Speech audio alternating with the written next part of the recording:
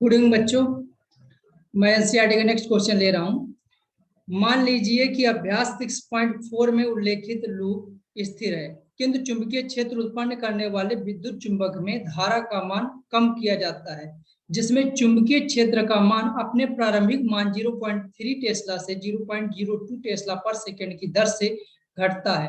अब यदि लूप का कटा भाग जोड़ दें, जिससे प्राप्त बंद लूप का प्रतिरोध 1.6 ओम हो, तो इस लूप में ऊष्मन के रूप में शक्ति का हास्य क्या है, इस शक्ति का स्रोत क्या है, यही बताना है। सेम क्वेश्चन इंग्लिश में गिवन है।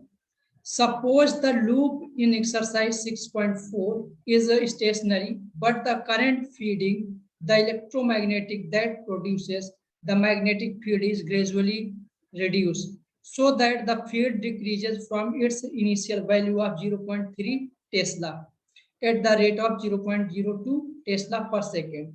If the cut is joined and the loop has a resistance of 1.6 ohm, how much power is dissipated by the loop as heat? And और बताना what is the source of this power? इस power का source क्या है, ये भी बताना है। देखिए, जो जो हमें गिवन है वो हम यहाँ पर नोट कर ले रहे हैं, ठीक है। गिवन चीजें नोट कर ले रहे हैं। क्या गिवन है? आर प्रतिरोध या रेजिस्टेंस 1.6 ओम है। रेट गिवन है dV upon dt, magnetic field जिस रेट से घट रहा है, इसलिए माइनस साइन लगाएंगे, 0.02 टेस्ला, ठीक है। और ये बोलेंगे 6.4 क्वेश्चन में, 6.4 जो क्वेश्चन था वो मैं बता चुका हूं, आप पीछे जाके देख सकते हैं वीडियो में। 6.4 के नाम सर्च भी कर लेंगे तो आ जाएगा 6.4 क्वेश्चन। देखिए, ऐसा लूप गिवन था हमें, और ये लूप बोले थे कि मतलब कटा था साइड में एक, लेकिन यहाँ पर बोल रहे हैं कि कटा हुआ भाग जोड़ दिया जाए। तो चलिए हम जोड़ देते हैं कटा हुआ भाग।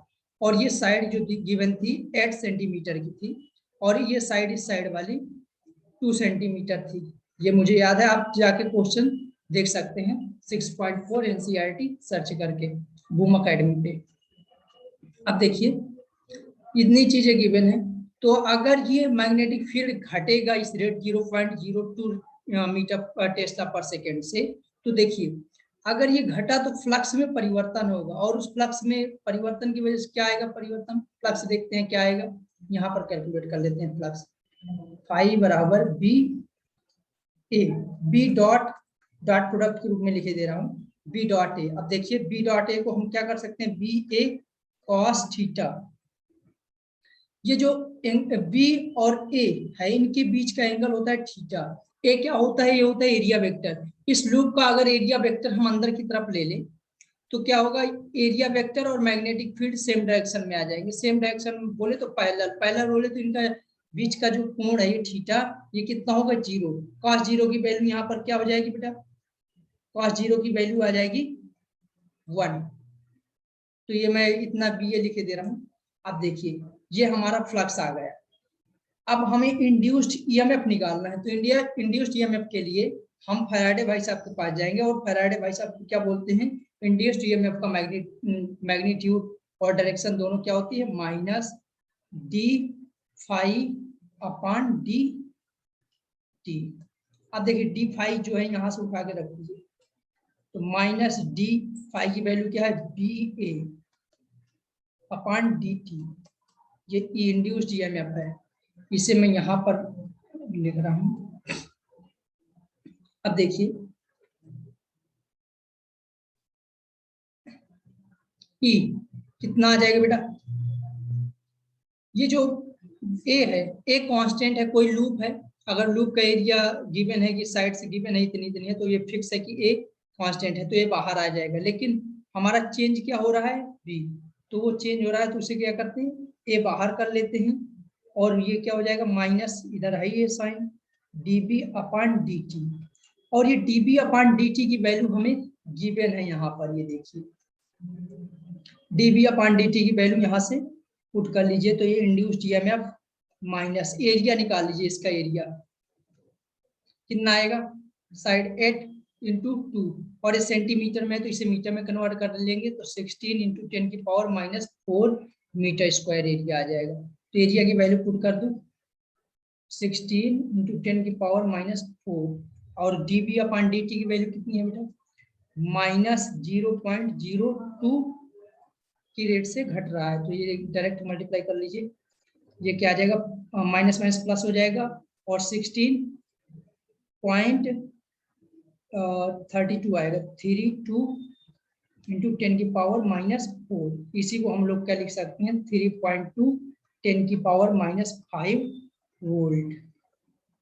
इतना हमारा जो है इंड्यूस्ड ईएमएफ आएगा।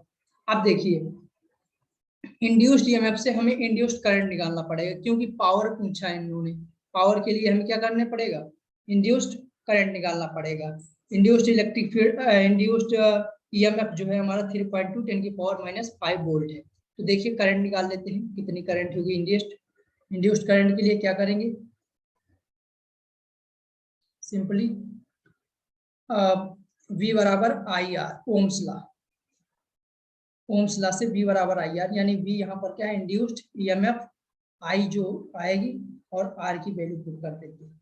तो इंड्यूस्ड ईएमएफ कितना है, 3.2 10 की पावर -5, यही है, अभी चेक कर लेंगे यही कि नहीं। और करंट कितना है निकालना है, और R 1.6 ओम। तो इसे देखिए I की वैल्यू यहाँ से क्या आ जाएगी, 2 इंटू 10 की पावर -5 एम्पियर। ये हमारा आ गया करंट। अब देखिए हमसे पूछा क्या है, हीट पावर लॉस के लिए क्या करते हैं, PH लिख दे, H हीट लॉस क्या होगा, I स्क्वायर R। I की वैल्यू कितनी है, 2 इंटू 10 की पावर -5 एम्पियर, इसका स्क्वायर है, इंटू R कितना ओम है, 1.6। अब इसे क्या करें, सॉल्व कर लें, 4 और ये आएगा 4 4 16 64 6.4 10 की पावर माइनस ये स्क्वायर हो जाएगा तो 10 आ जाएगा।